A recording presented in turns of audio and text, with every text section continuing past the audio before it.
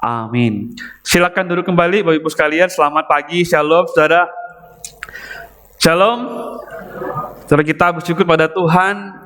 Ya nggak tahu apakah terasa apa nggak terasa begitu ya. Kita sudah masuk di bulan 11. Artinya saudara, kita hampir akan mengakhiri tahun 2024 ya.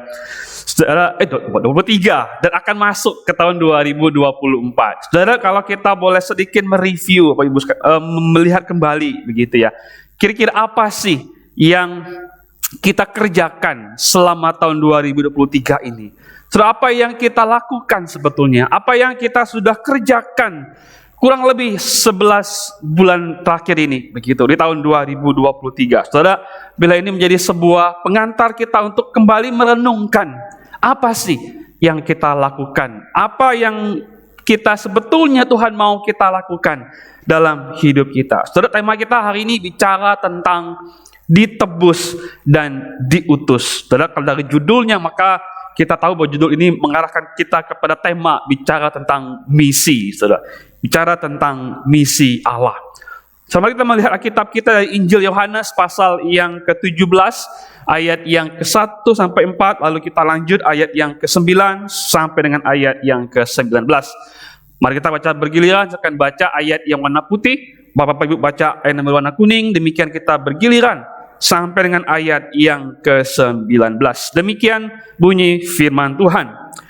Demikianlah kata Yesus, lalu ia menengadah ke langit dan berkata, Bapa, telah tiba saatnya, muliakanlah anakmu, supaya anakmu memuliakan engkau. Engkau telah memberikan kepadanya kuasa atas segala yang hidup, supaya ia memberikan hidup yang kekal kepada yang telah kau berikan kepadanya. Inilah hidup yang kekal itu, yaitu bahwa mereka mengenal engkau satu-satunya Allah yang benar dan mengenal Yesus Kristus yang telah engkau utus.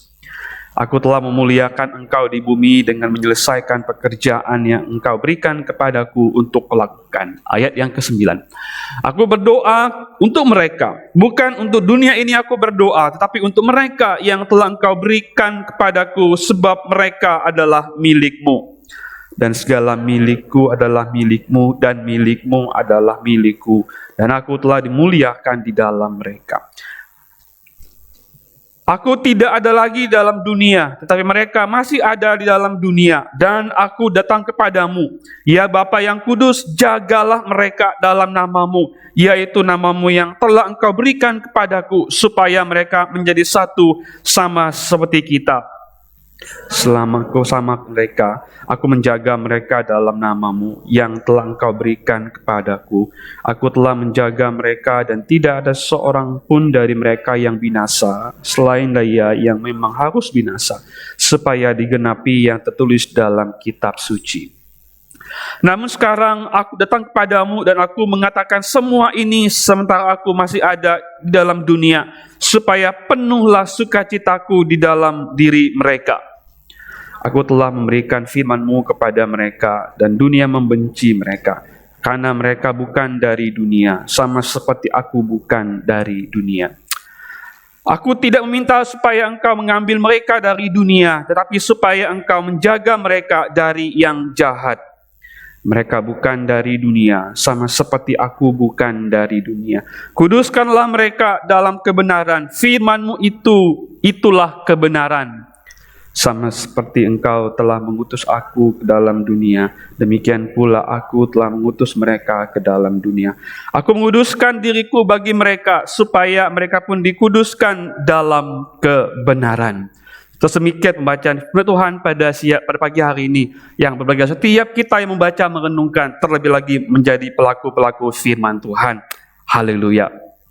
Bapak dikasihi Tuhan, saudara, perikop yang kita baca ini saudara, merupakan satu peristiwa sesaat sebelum Yesus ditangkap oleh sepasukan prajurit Romawi dan oleh orang-orang atau penjaga-penjaga bait Allah yang dikirim atau diutus oleh para imam dan orang-orang Farisi. Kita bisa membaca ini di dalam pasal yang ke-18. Setelah peristiwa itu kemudian maka Yesus ditangkap, diadili, disiksa, lalu kemudian disalibkan. Saudara, dalam perikop ini, Bapak Ibu sekalian, Rasul Yohanes itu menceritakan tentang doa Yesus bagi murid-muridnya, saudara. Apa yang menjadi doa Yesus ini? Yaitu doa tentang apa? Supaya murid-muridnya menjadi satu sama seperti Kristus dan Bapa adalah satu. Saudara, dari teks ini kemudian lahirlah lagu yang kita tuh suka nyanyikan, begitu ya. Lagu apa, saudara? Jadikan kami satu. Nah, itu dari teks ini, Bapak Ibu yang dikasihi Tuhan. Saudara, namun sebetulnya kalau kita mau melihat lebih jauh, saudara, sebetulnya apa sih yang dimaksudkan oleh Yesus ketika dia bicara tentang atau ketika dia berdoa supaya murid-murid itu menjadi satu? Apa yang dimaksudkan oleh Yesus tentang menjadi satu, saudara? Atau dalam hal apa murid-murid Yesus itu harus menjadi satu sama seperti Yesus dan Bapa adalah satu, gitu. Dalam hal apa, Bapak Ibu sekalian? Saudara, berdasarkan Yohanes 17 ini, maka kesatuan yang dimaksudkan oleh Yesus adalah kesatuan misi. Kesatuan di dalam misi. Unity in mission. Saudara, kesatuan Yesus dan Bapa itu adalah kesatuan di dalam misi. Misi yang dikerjakan oleh Yesus adalah misi Bapa. Dan misi Bapa itulah yang dikerjakan oleh Yesus Kristus. Misi Bapa adalah misi Yesus. Dan misi Yesus adalah mengerjakan misi Bapa. Saudara, beberapa ayat itu mendukung topik tentang misi itu menjadi topik utama di dalam Yohanes 17 ini. So, yang pertama kalau kita membaca di ayat yang keempat, begitu ya. Ayat keempat bilang begini, saudara.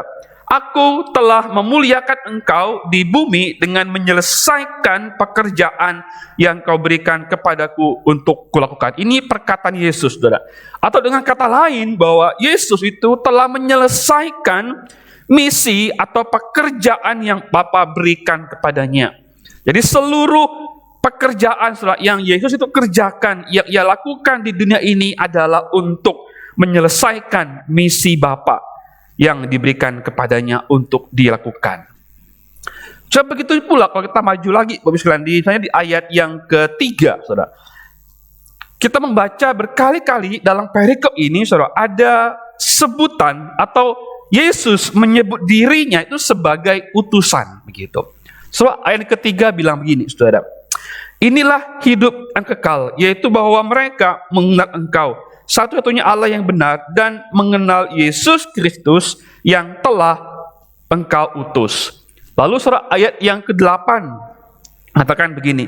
Sebab segala firman yang engkau berikan kepadaku telah kuberikan kepada mereka, dan mereka telah menerimanya. Mereka tahu benar-benar bahwa aku datang dari engkau, dan mereka percaya bahwa engkaulah yang telah mengutus aku, kata Yesus. Lalu saudara, ayat 18 bilang begini. Sama seperti engkau telah mengutus aku ke dalam dunia, demikian pula aku telah mengutus mereka ke dalam dunia. So, jadi penyebutan bahwa Yesus adalah utusan atau yang diutus oleh Bapa, saudara, menunjukkan bahwa Yesus datang untuk mengerjakan dan menyelesaikan misi yang Allah itu berikan kepadanya. Mengerjakan misi Allah yang mengutus Yesus Kristus. Setelah singkatnya kita bisa mengatakan bahwa Yohanes 17 ini, saudara, bicara tentang misi Allah yang dikerjakan oleh Yesus Kristus dan yang kemudian diteruskan kepada murid-muridnya dan kepada kita hari ini. Saudara, misi Allah yang dikerjakan oleh Yesus dan hari ini misi itu pun juga diteruskan kepada setiap kita, orang-orang percaya sebagai murid-murid Kristus. Saudara, hari ini saya mau ajak kita melihat dua hal yang penting. Saudara, kita akan melihat yang pertama tentang mengapa kita melakukan misi Allah, ya. Mengapa kita melakukan misi Allah? Dan yang kedua, kita tentang apa sih itu misi Allah, saudara. Nah, nanti di kedua ini kita akan melihat bagaimananya ada dalam kedua hal ini, begitu ya. So, yang pertama kita akan melihat mengapa kita melakukan misi Allah. So, saya kira ini menjadi hal yang penting untuk kita renungkan untuk kita pikirkan, saudara. Ada 3 alasan yang saya mau kita renungkan mengapa kita mengerjakan misi Allah. So, yang pertama, kita mengerjakan misi Allah karena kita itu milik Allah. So, kenapa kita mengerjakan misinya Tuhan? Karena kita memang, saudara, adalah miliknya Tuhan. Kita milik Tuhan. So, berkali-kali kita baca perikop ini, Bapak sekalian, bicara tentang bahwa Yesus menyebut bahwa murid-murid itu adalah milik Allah yang diberikan Allah kepada Yesus. Misalnya kita membaca di ayat ke-9, saudara, mengatakan demikian. Aku berdoa untuk mereka, yaitu murid-murid. Bukan untuk dunia ini aku berdoa, tapi untuk mereka yang telah Engkau berikan kepadaku, sebab mereka adalah milik-Mu. Saudara, jika kita ini adalah milik Allah, jika murid-murid adalah milik Allah, dan Allah yang memiliki kita, memiliki murid-muridnya adalah Allah yang bermisi, atau kita mungkin sering mendengar istilah missio Dei, saudara, atau Allah yang memiliki misi, maka kita ada untuk misi dari Sang Pemilik kita. Jadi saudara, jika kita ini adalah milik Allah dan Allah yang memiliki kita adalah Allah yang bermisi, maka kita ada untuk mengerjakan misi Allah dalam hidup kita. Ibu sekalian, satu hal saudara yang penting dalam hidup kita, saudara, adalah tentang kepemilikan, saudara. Kita mungkin cukup familiar dengan istilah milik, kepemilikan atau ownership begitu. Saudara, kalau kita merasa memiliki sesuatu, saudara, maka kita tuh merasa kita punya hak penuh ya terhadap apa yang kita miliki begitu. Kita merasa kita punya hak untuk memperlakukannya, untuk menggunakannya dan memikirkan apa tujuannya itu yang menjadi milik kita itu. So, misalnya gini, saudara, kalau kita bicara tentang uang, saudara, kalau kita merasa bahwa uang itu adalah sepenuhnya milik kita, saudara, maka kita akan merasa punya hak, begitu ya, untuk menggunakannya dan memperlakukan uang itu untuk tujuan apa, begitu. Uang ini uang saya, milik saya, maka saya itu punya hak penuh untuk menggunakannya untuk tujuan saya, untuk kepentingan saya begitu. Atau mungkin saudara, kalau kita bicara tentang anak begitu. Saudara, kalau kita merasa bahwa anak itu adalah milik kita, saudara, maka kita akan merasa punya hak penuh atasnya begitu. Kita merasa kita punya hak untuk menentukan masa depannya. Kita punya hak untuk menentukan pilihan hidupnya, menentukan bagaimana kita memperlakukan dia seturut dengan tujuan, bahkan saudara, dengan kepentingan kita begitu. Jadi Bapak Ibu sekalian, sebetulnya saudara, kita itu paham betul ya tentang konsep kepemilikan. Saudara bisa pikir apa lagi gitu, handphone mungkin saudara, apa tujuannya? Handphone adalah milik saudara dan itu pasti saudara berkaitan dengan tujuan apa yang saudara inginkan.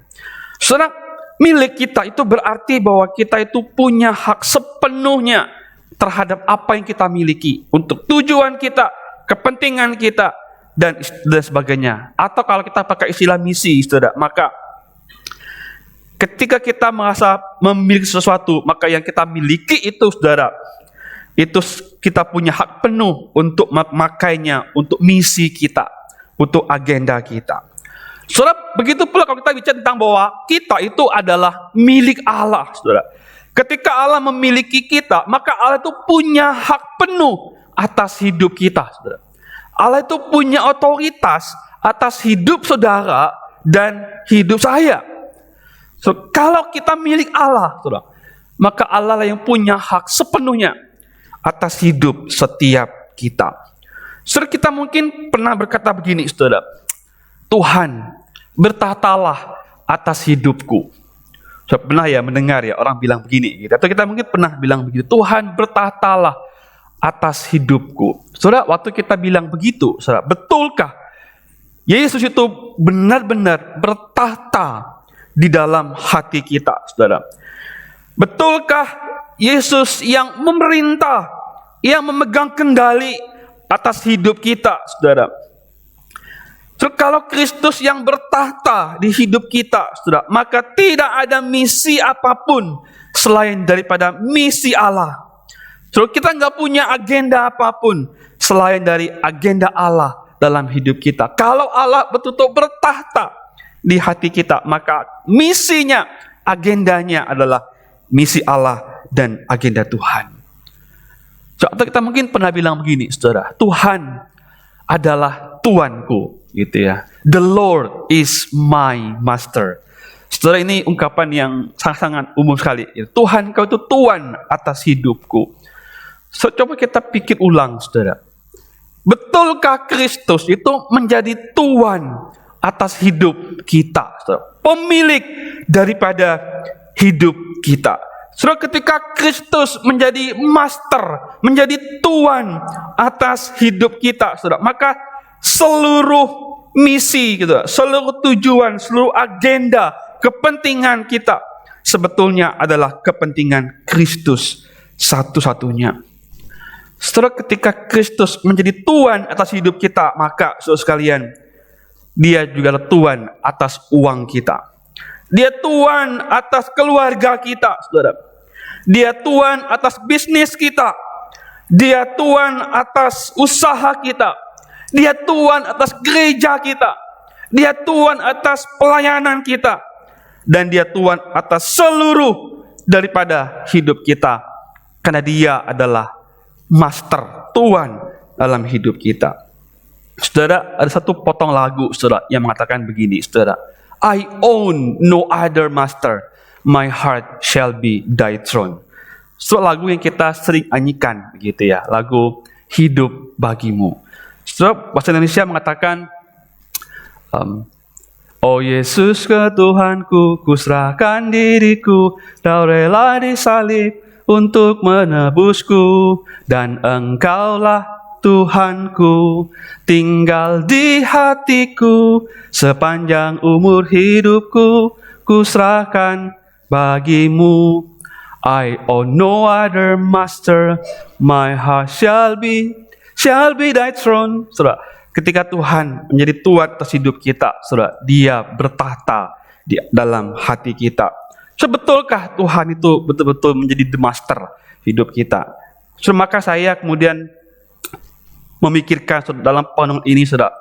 Maka begini, saudara. When Jesus became your master, your mission changed. Saudara, ketika Yesus menjadi Tuhan atas hidup kita, maka misi kita berubah, saudara. Misi hidup kita itu pasti akan berubah ketika Yesus yang menjadi Tuan atas hidup kita. So, kenapa selama ini misi, kepentingan, tujuannya adalah kepentingan kita, agenda kita, saudara, misi kita. Karena Kristus belum menjadi master dalam hidup kita. Tetapi ketika Yesus menjadi master hidup kita, maka misi kita berubah. Misi kita adalah misi Allah dalam hidup kita. Itu kenapa, saudara, kita mengerjakan misi Allah. Karena kita ini adalah milik Dia sepenuhnya. Soal yang kedua, saudara, kenapa kita mengerjakan misi Allah? Soal yang kedua, karena kita bukan dari dunia ini. Kita bukan dari dunia. Saudara, ayat yang ke-14 mengatakan demikian.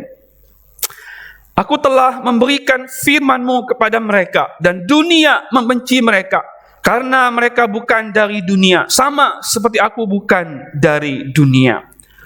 Saudara, Tuhan Yesus mengatakan kepada murid-muridnya bahwa mereka bukan dari dunia, sama seperti Dia bukan dari dunia.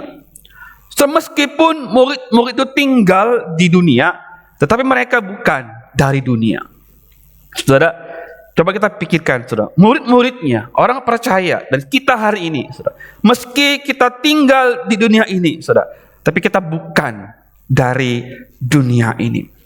Saudara, jika kita bukan berasal dari dunia ini, Bapak Ibu sekalian, maka pertanyaan yang logis adalah, saudara, kenapa kita ada di dunia? Begitu. Kalau kita bukan dari sini asalnya, itu, maka pertanyaan yang logis adalah, ngapain gitu ya? Kalau saudara bukan orang Kristen dan hari ini nggak ibadah, Ngapain saudara kesini? Ibadah di sini, saudara. So, kalau kita bukan dari dunia, maka pertanyaan logis adalah ngapain? Mengapa kita ada di dalam dunia ini, saudara? Atau kalau kita bisa menambahkan lagi pertanyaan lebih dalam, saudara. Bukannya mengapa kita ada di dunia ini, tetapi lebih jauh adalah mengapa kita justru Tuhan tempatkan di dalam dunia ini, begitu. Kalau kita bukan dari dunia, saudara, mengapa Tuhan justru menempatkan kita dalam dunia ini, yang mana ini bukan rumah kita, bukan tempat kita, bukan dari situ kita berasal. Saudara, maka jawaban yang paling logis adalah, jawaban yang paling masuk akal adalah, saudara, kita ada itu karena ada misi Allah bagi kita. Ada agenda Allah yang diberikan kepada kita, yang bukan dari dunia, tapi ada di dalam dunia ini. So, karena jika tidak ada misi Allah bagi kita, saudara, maka kita sudah pasti, saudara, tidak ada lagi di dunia ini, karena kita bukan dari dunia ini. So, kalau tidak ada misi Allah dalam diri kita, saudara, maka kita sudah tidak ada lagi di dunia ini. Saudara, pernahkah Bapak Ibu bertanya kepada Tuhan atau kepada diri sendiri, begitu? Kira-kira untuk apa kita ada dan hidup di dalam dunia ini? Saudara, pernah nggak terbersit begitu? Nggak, kenapa ya saya kok hidup ya? Gitu. Kenapa ya saya ada di dunia ini? Gitu. Mengapa kita masih hidup sampai hari ini? Gitu. Kita mungkin pikir, wah hidup itu udah puluhan tahun gitu ya, 60 tahun, 70 tahun, udah banyak makan asam garam gitu ya, kena kolesterol, darah tinggi begitu ya. Atau kita mungkin banyak mengalami penderitaan gitu ya. Sepertinya kok hidup ini sebetulnya nggak ada enak banget gitu ya. Tapi kenapa ya? Saya masih ada di sini gitu. So, kenapa kita ada di keluarga kita hari ini, saudara? Kenapa saya lahir dari orang tua ini? Kenapa saya menikah dengan si A ini, si B ini? Gitu. Kenapa saya punya anak ini? Kenapa saya punya saudara seperti ini? Saudara. Pernah nggak sih kita berpikir, untuk apa? Begitu. Mengapa saya ada di perusahaan ini? Kenapa saya ada di kantor ini? Gitu. Kenapa saya terlahir seperti ini? Kenapa saya ada di pekerjaan hari ini yang saya ada? Atau kenapa saya ada di kota ini, Makassar gitu? Kenapa enggak di LA gitu ya, Amerika gitu? Kenapa di Makassar gitu, saudara? So, kenapa saya ada di gereja ini, Panakukang, saudara? Saudara, Makassar gereja banyak, saudara. Bukan saya nggak suruh kita pindah gitu, bukan itu poinnya. Tapi kenapa kita di sini gitu, saudara? Atau kenapa kita ada di sini, kita melayani? Sebagai majelis, diaken, pengurus, kapten share, guru sekolah minggu, aktivis. Atau kenapa kita berjemaah di Panakukang, GKKA, jalan apa ini? Tasning nomor 4 begitu. So, kenapa sih? Untuk apa semua itu gitu? Pernah nggak sih kita pikir gitu? Saudara, kalau Tuhan itu cuma kebetulan, saudara. Saya pikir Tuhan itu kalau kerjaan gitu ya. Kalau hanya dia iseng saja, saudara ya. Satu orang ditempatkan di Makassar, di Panakukang, gitu ya, di keluarga ini, saudara. Kalau Tuhan hanya iseng seperti itu, saudara, ngapain kita percaya kepada Tuhan seperti itu? Gitu. Tapi justru, saudara sekalian, karena Tuhan itu memang punya maksud. Memang Tuhan punya tujuan dalam hidup kita, saudara sekalian. Kenapa Dia menempatkan kita di mana kita berada hari ini, saudara? Karena kita bukan dari dunia ini, saudara. Betul. Tetapi ngapain Tuhan menempatkan kita di sini, saudara? Jawaban yang logis adalah, saudara, karena ada misi Allah dalam hidup kita. Ada misi Allah, ada tujuan Tuhan yang Dia berikan kepada diri kita sebagai miliknya, yang bukan dari dunia ini, tapi ada dalam dunia ini, saudara. Dalam hidup kita, saudara, semua adalah untuk misi Tuhan. So, semua hal dalam hidup kita, saudara, adalah untuk misi Allah di tengah-tengah dunia ini, saudara. Saudara, untuk apa kita ada di dunia ini? Untuk misi Allah. Untuk apa saya ada di keluarga ini? Untuk misi Allah. Untuk apa saya ada di perusahaan ini, di pekerjaan ini? Untuk misi Allah. Untuk apa saya di kota ini, saudara? Untuk misi Allah. Untuk apa saya di negara ini? Untuk misi Allah. Untuk apa saya di gereja ini? Untuk misi Allah. Untuk apa saya menjadi penginjil, pendeta, misioneri, saudara? Untuk misi Allah. Untuk apa saya menjadi majelis, diaken, guru sekolah minggu, pengurus komisi, aktivis jemaat? Saudara, jawabannya sama, saudara. Untuk misi Allah. Jadi semua hal dalam hidup kita, saudara, tidak ada yang lain selain daripada untuk misi Allah di tengah-tengah dunia ini. Tetapi Bapak Ibu sekalian, kebenaran tentang bahwa kita bukan dari dunia ini, saudara, tidak hanya memberikan kepada kita arti bahwa ada misi yang Tuhan berikan kepada kita, saudara. Tetapi, saudara, memahami bahwa kita bukan dari dunia ini, itu menolong kita untuk memahami bahwa identitas kita, saudara, bukan dari dunia ini. Sejati diri kita, saudara, siapa kita, itu bukan dari dunia ini. Saudara, dalam konteks dunia kuno, Bapak Ibu sekalian, bahkan juga dalam dunia hari ini, saudara sekalian, dari mana kita berasal, so itu membentuk identitas kita, begitu. Membentuk siapa kita, membentuk harga diri kita, membentuk status sosial kita, kebiasaan kita, cara berpikir kita, cara kita bertindak, dan sebagainya, dan sebagainya. Saudara, kalau kita berasal dari kota Makassar, saudara, maka itulah identitas kita, begitu. Saudara, kemanapun saudara pergi, ya, mau pergi ke Indonesia, kemanapun, lalu saudara pergi ke luar negeri pun, saudara tetap bilang bahwa ya saya berasal dari Makassar. Saudara akan bilang tiba-tiba, ya saya berasal dari mana gitu ya. Gak mungkin, saudara. Kenapa? Karena dari mana kita berasal itu adalah identitas kita, begitu, saudara. Lalu, kenapa ini menjadi penting, begitu ya? Lalu apa artinya ketika Tuhan mengatakan bahwa kita bukan dari dunia? Saudara, artinya bahwa identitas kita, saudara, bukan dari dunia ini. Saudara. Maksudnya adalah jangan sampai, saudara, dunia ini memengaruhi kita, saudara. Jangan sampai dunia itu mempengaruhi dan membentuk identitas kita, saudara. Dunia memberikan jati diri kepada kita. Dunia memberikan nilai pada diri kita. Dunia memberikan harga diri kita. Dunia itu membentuk cara berpikir kita. Dunia itu membentuk cara kita bertindak. Dunia itu membentuk misi hidup kita, saudara. Saudara, kalau kita bukan dari dunia, saudara, artinya adalah bahwa pola pikir kita bukan dari dunia ini harusnya. Cara kita bertindak, cara kita berespon, cara kita hidup bahkan, saudara, bukan dari dunia. Sebaliknya, saudara, murid-murid Kristuslah yang harus memengaruhi dunia, membentuk dunia, dan membangun budaya baru dalam dunia. So, kalau kita bukan dari dunia, maka kita tidak bisa, atau tidak boleh menjadikan dunia itu membentuk hidup kita, membentuk pola pikir kita, bahkan membentuk misi hidup kita, saudara. Tetapi sebaliknya, saudara, karena kita dari Allah, kitalah yang harus membentuk dunia, kitalah yang harus mengubah misi daripada dunia ini, saudara, membangun satu culture yang baru, budaya yang baru di tengah-tengah dunia ini. Saudara, kalau saya mau tanya, Bapak sekalian, tujuan-tujuan hidup kita yang kita mungkin punya hari ini, saudara, lebih dipengaruhi oleh mana, saudara?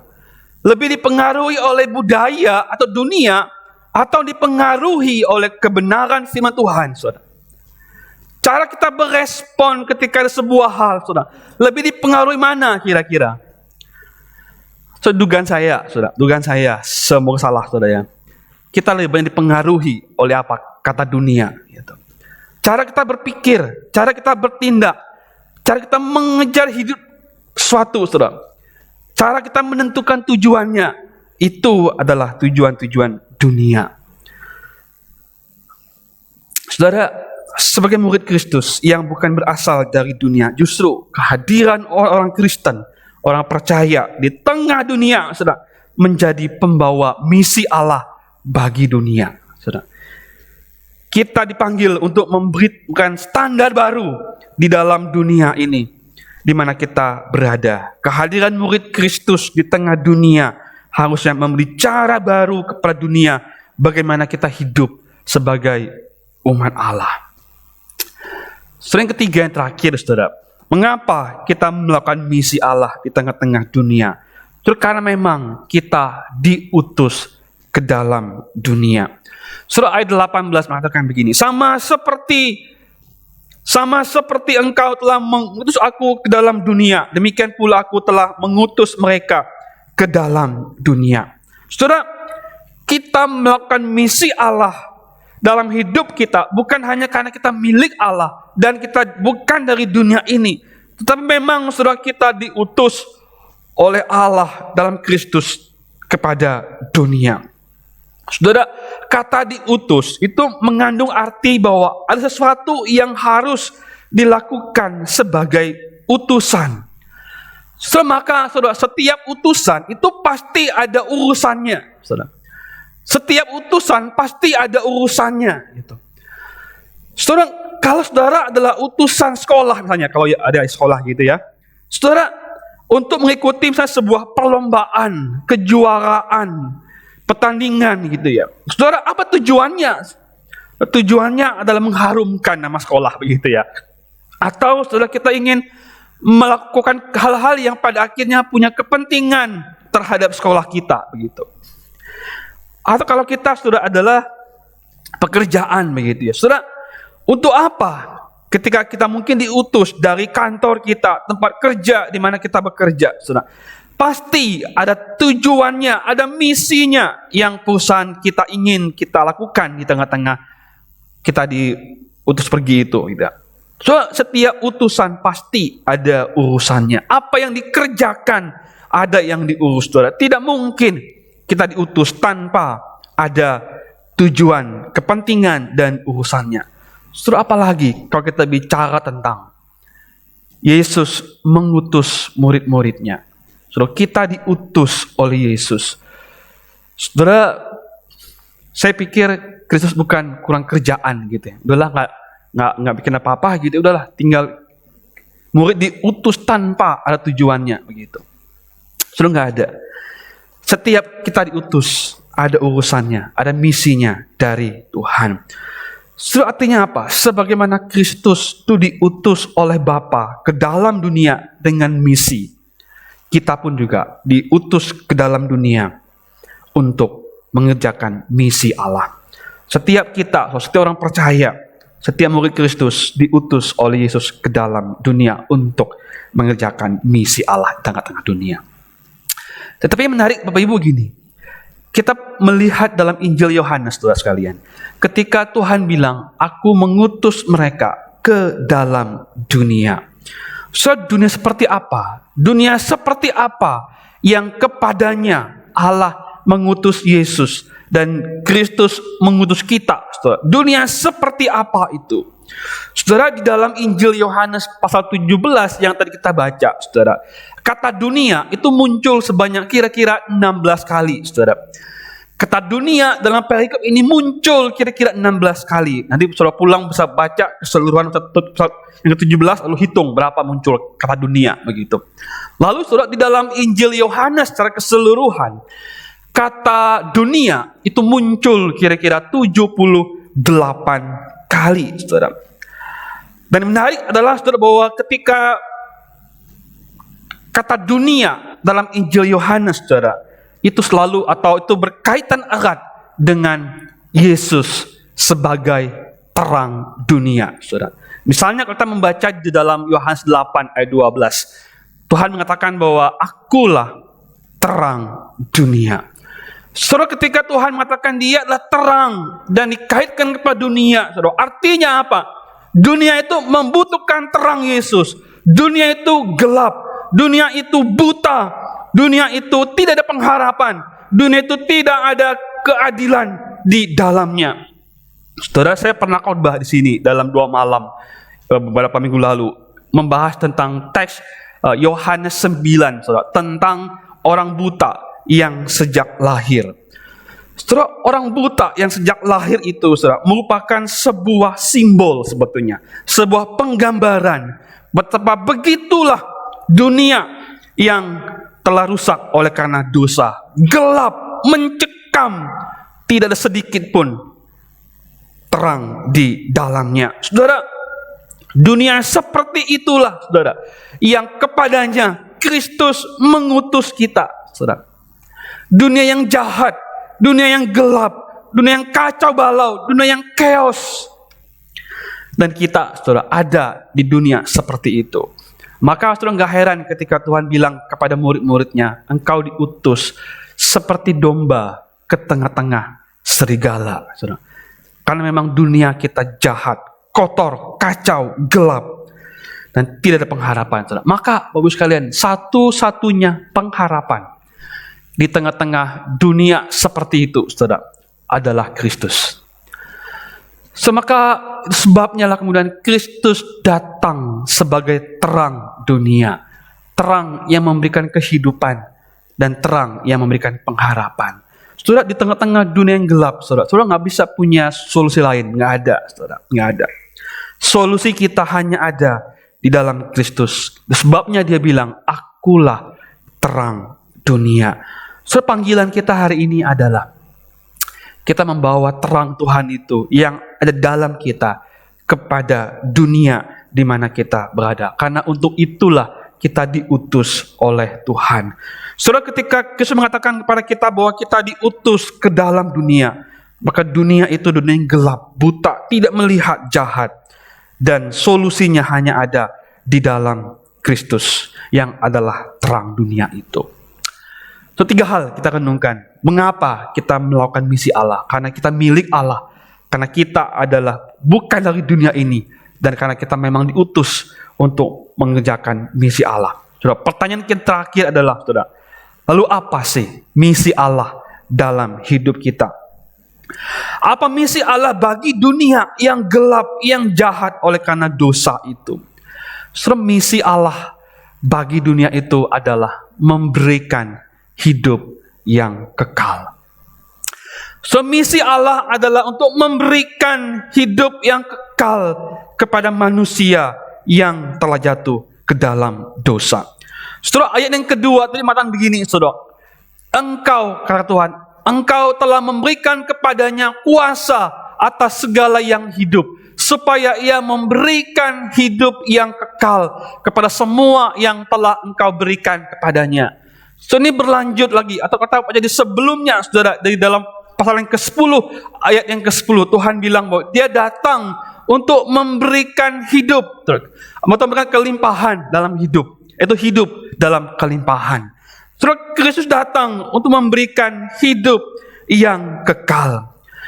So, jadi jelas bahwa misi Allah dalam Yesus Kristus adalah untuk mengerjakan dan menyelesaikan misi Allah baginya, itu memberikan hidup kekal bagi manusia yang berdosa, bagi dunia yang berdosa. Saudara, pertanyaan kita begini, kenapa misi Allah di dalam Yesus adalah untuk memberikan hidup yang kekal kepada manusia? Saudara, karena sejak kejatuhan ke dalam dosa, manusia itu mengalami kematian rohani. Saudara, manusia itu sejak kejatuhan Adam dan Hawa, saudara, mengalami yang disebut dengan kematian rohani, spiritually dead. Saudara, waktu manusia itu mengalami kematian rohani, maka ketika Tuhan datang, dia untuk memberikan hidup. Karena manusia mati, maka dia memberikan hidup, saudara. Dan hidupnya adalah hidup yang kekal itu. Saudara, kalau kita baca di dalam Kejadian pasal yang kedua ayat 17, saudara, Allah berkata begini kepada Adam, tetapi buah dari pohon pengetahuan tentang yang baik dan yang jahat jangan kau makan, sebab pada waktu engkau memakannya engkau pasti mati. Saudara, apa yang mati ketika Adam makan buah pengetahuan yang baik dan jahat itu, saudara? Mereka jatuh dalam dosa dan mereka mengalami kematian secara rohani. Mereka mengalami spiritual death. Saudara, itu sebabnya kita akan melihat bahwa misi Allah dalam Yesus adalah untuk memberikan hidup yang kekal kepada manusia yang mengalami mati rohani oleh karena dosa. Saudara, misi Allah dalam Kristus memberikan hidup kekal kepada saudara dan saya yang berdosa dan yang mati secara rohani. Saudara, saya pernah mengatakan bahwa kalau saudara manusia itu hanya sakit rohani, saudara, maka Kristus enggak perlu mati, saudara sekalian, di kesalib. Dia cukup mungkin menjadi seorang dokter karena kita hanya sakit rohani, saudara. Kalau kita hanya buta rohani, saudara, Tuhan mungkin utus orang yang bisa menyembuhkan kebutaan rohani kita, saudara. Kalau kita mengalami kelumpuhan rohani, saudara, Tuhan mungkin utus terapis untuk memulihkan, saudara, rohani kita yang lumpuh, saudara. Tapi Alkitab bilang apa? Kita mengalami kematian rohani, saudara. Saudara, apa sih yang bisa dilakukan oleh orang mati, saudara? Nggak ada. Gitu. Saudara, kemarin saya di remaja, saya menyampaikan renungan juga. Kebetulan temanya agak mirip, saudara sekalian. Saudara, teksnya pun juga mirip ya. Saudara, teksnya dari Efesus pasal yang kedua, saudara. Ketika Paulus mengatakan bahwa kamu dahulu sudah mati karena pelanggaran dan dosa-dosamu. Saudara, kita nggak bisa bilang bahwa kita sakit rohani, kita hanya lumpuh rohani, kita hanya lemah rohani. Saudara, enggak, saudara. Kita mati rohani, Bapak Ibu sekalian. Dan sebabnya, saudara, Tuhan datang memberikan kehidupan kekal kepada kita karena kita mati secara rohani. Saudara, kabar baiknya saudara adalah bahwa misi Allah itu saudara adalah misi yang tetap relevan sampai dengan hari ini, saudara. Misi untuk memberikan hidup kekal itu saudara masih ada sampai dengan hari ini dan diteruskan kepada setiap kita, orang-orang yang telah mengalami hidup kekal dari Tuhan. Saudara, misi Allah dalam Kristus yang kemudian diteruskan kepada gereja, kepada murid-muridnya hari ini adalah supaya kita memberitakan bahwa di dalam Kristus ada hidup yang kekal. Manusia yang telah mengalami mati rohani hanya mungkin dapat hidup kekal di dalam Kristus. Tapi yang menarik, saudara, adalah apa sih artinya hidup yang kekal itu? Saudara, waktu kita mendengar kata hidup yang kekal, kita mungkin pikir gini, saudara. Hidup yang kekal itu berarti bahwa nanti kalau saya mati, saya masuk ke surga. Di sana itu tidak ada lagi tangis dan air mata. Gitu. Betul ya? Kita mungkin seringkali dibilang begitu. Hidup yang kekal itu nanti kalau saudara mati, saudara ke surga. Saudara bersama dengan Tuhan untuk selama-lamanya. Gitu. Hidup kekal itu nggak ada kaitannya sama hidup saya yang sekarang ini dan di sini, saudara. Hidup kekal itu bicara soal nanti dan di sana, di surga. Nggak ada kaitannya dengan sekarang dan di sini. Saudara, betulkah begitu, saudara? Saudara, ayat yang tadi kita baca, Bapak Ibu sekalian, di dalam Yohanes 17 ayat 3, saudara. Yesus mengatakan satu hal yang menarik, saudara, tentang hidup yang kekal itu, saudara. Tuhan mengatakan bahwa hidup yang kekal itu adalah mengenal Allah atau mengenal Engkau satu-satunya Allah yang benar dan mengenal Yesus Kristus yang telah Engkau utus. Jadi menurut Tuhan Yesus, Bapak Ibu sekalian, bahwa hidup yang kekal adalah tentang mengenal Allah satu-satunya Allah yang benar dan mengenal Yesus Kristus yang diutus oleh Bapa. Saudara, apa kaitannya hidup kekal dengan mengenal Allah sebagai satu-satunya Allah yang benar? Saudara, kaitannya adalah bahwa sejak kejatuhan manusia dalam dosa, manusia tadi saya katakan mengalami mati secara rohani, saudara. Maka manusia yang mati rohani nggak mungkin bisa mengenal Allah. Nggak mungkin kita bisa menggapai Allah karena keberdosaan kita, saudara. Sebabnya Tuhan memberikan kepada kita hidup yang kekal dan Dia membuat kita bisa mengenal Allah dalam Kristus. Saudara, pengertian bahwa misi Allah itu adalah memberikan hidup yang kekal kepada kita, saudara. Maka ini kan berdampak dua hal kepada kita, saudara.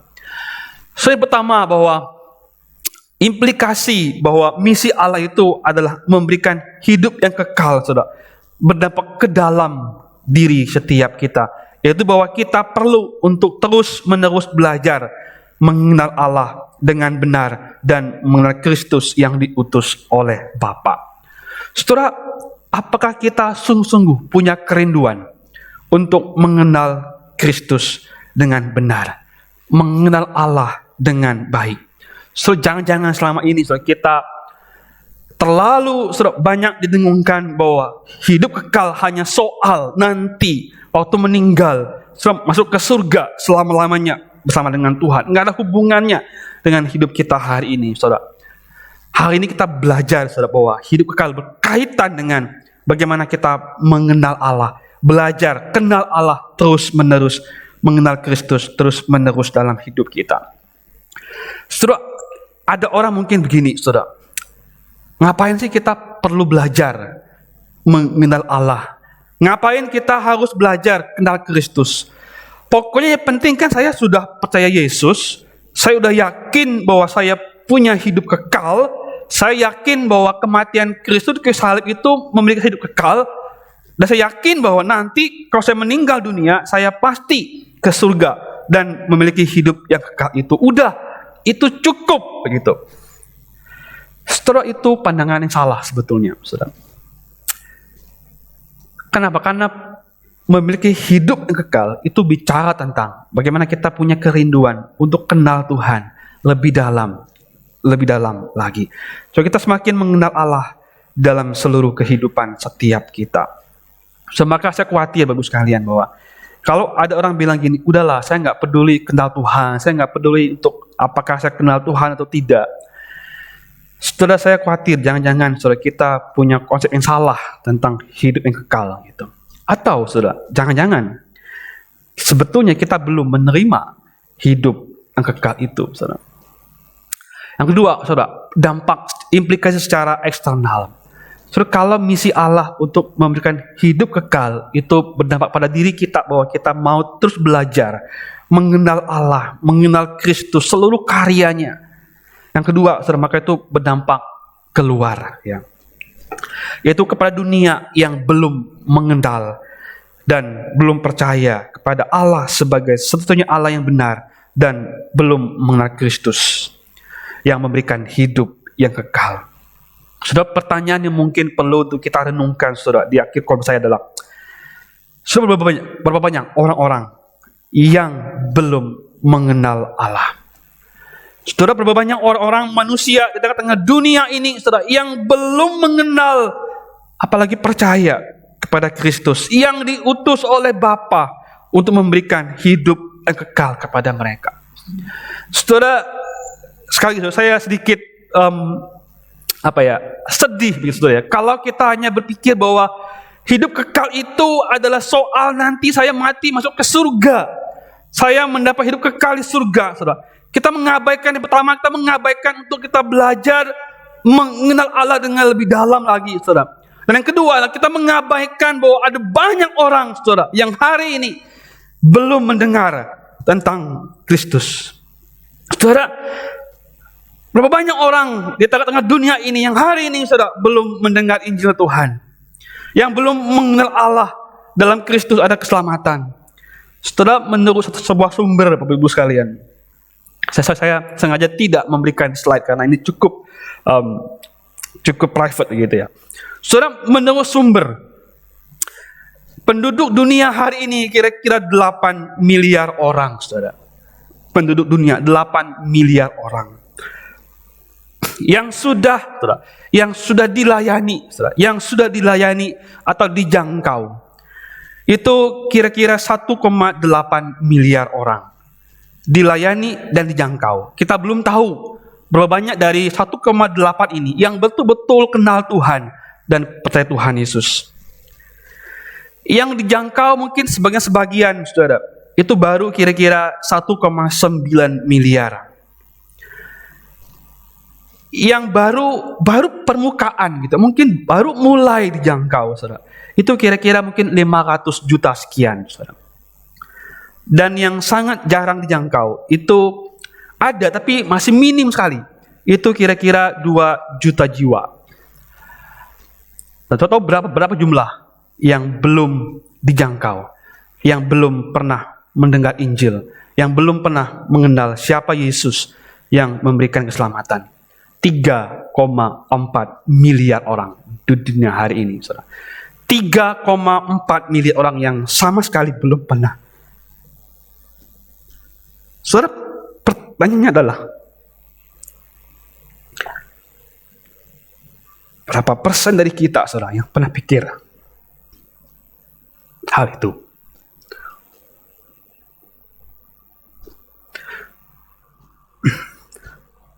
Saudara, kalau kita dipanggil Tuhan untuk kemudian bisa, kalau Tuhan datang untuk memberikan kepada kita hidup kekal, saudara, dan misi ini nggak pernah berubah, saudara. Sama panggilan kita, saudara, lagi nih, saudara. Misi Allah bagi kita adalah untuk mengenal Dia dan untuk membuat Dia dikenal sebagai Allah yang benar dalam Kristus Yesus. To know Him and to make Him known as the only true God in Jesus Christ. Saudara, itu panggilan kita, saudara, orang-orang yang telah ditebus oleh Tuhan, untuk kita pergi bahwa dalam Kristus ada kehidupan yang kekal. Satu sebabnya kita diutus untuk kenal Tuhan dalam Kristus, dan kita dipanggil untuk pergi memberitakan Injil Tuhan kepada mereka. Mari kita berdoa.